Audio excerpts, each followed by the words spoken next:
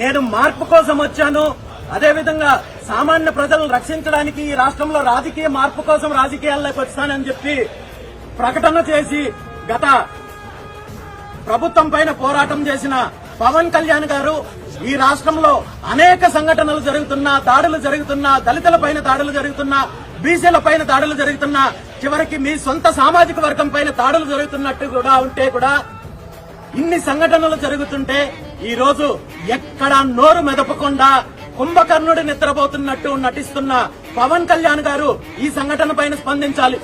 ఎందుకంటే ఈ సంఘటన జరిగింది ఇక్కడ రాజకీయ కారణాలకు సంబంధించి, సామాజిక వర్గాలకు సంబంధించిన అంశం ఉంది కాబట్టి మీరు స్పందించాల్సిన అవసరం ఉంది.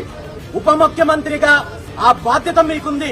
లేదంటే నిజంగా మీకేమన్నా అలాంటి అధికారం లేదు, నేను కేవలం నిమిత్త మాత్రమే, పదవికి మాత్రమే నేను పరిమితం తప్ప ఈ రాష్ట్రంలో మార్పు కోసం గాని, లేదా శాంతి భద్రతల సమస్య వచ్చినప్పుడు, లేదా రైతులకు అన్యాయం జరిగినప్పుడు నాకు చర్యలు తీసుకునే అధికారం లేదనే విషయాన్నైనా మీరు ప్రజలకు తెలియజేయాల్సిన అవసరం ఉంది.